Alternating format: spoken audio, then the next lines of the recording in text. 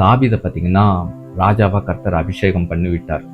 ஆனால் பார்த்தீங்கன்னா அவருக்கு அந்த ராஜாங்கிற பதவி வந்து உடனே கிடைக்கல. அதற்காக அவர் ஓடினார் ஓடினார், ரொம்ப தூரம் ஓடினார். சவுல் வந்து துரத்திக்கிட்டே இருப்பார், ராஜா வந்து தாவீது வந்து ஓடிக்கிட்டே இருப்பார். இந்த மாதிரி எக்கச்சக்கமான பிரச்சனையை வந்து ஃபேஸ் கொண்டார்.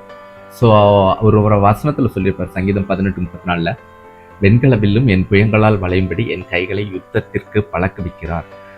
ஸோ வில்லு வந்து சாதாரணமாக மூங்கில் அந்த மாதிரி இதில் பண்ணுவாங்க, நம்ம வளைச்சா வளைஞ்சிரும் கண்டிப்பாக. பட் வெண்கல வில்லும் அப்படின்னா வளைக்கக்கூடிய முடியாத அளவுக்கு வந்து அவருக்கு பிரச்சனை, தாங்க முடியாத அளவுக்கு பிரச்சனை. பட் எல்லாமே ஃபேஸ் பண்ணக்கூடிய ஸ்ட்ரென்த்து, அதை எப்படி ஃபேஸ் பண்ணணும் எல்லாத்துலேயுமே வந்து கர்த்தர் வந்து அவரை வழி நடத்துகிறார். ஸோ இது எதுக்காகன்னு பார்த்தீங்கன்னா, அவர் ராஜாவாக அரியணை ஏறியதற்கு அப்புறம் இது மாதிரியான பிரச்சனைகள் வந்து அவர் ஃபேஸ் பண்ணால் கண்டிப்பாக அவரால் சால்வ் பண்ண முடியும். அதுக்கான ஒரு ட்ரையல் மாதிரி தான், ஒரு பயிற்சி மாதிரி தான் இது. ஸோ அதை தான் அந்த வசனத்தில் வந்து அவர் சொல்லியிருப்பார், யுத்தத்திற்கு பழக்குகிறார். யுத்தம் அப்படிங்கிறது வந்து பிரச்சனை அப்படிங்கிற மீன் பண்ணிக்கலாம். ஸோ நம்ம லைஃப்பில் இன்றைக்கி வந்து கடவுள் உங்களை குறித்த என்ன திட்டம் வச்சுருந்தாலும் சரி, உங்களை குறித்து முன்கூட்டியே அவர் ஒரு திட்டம் சொல்லியிருக்கலாம்.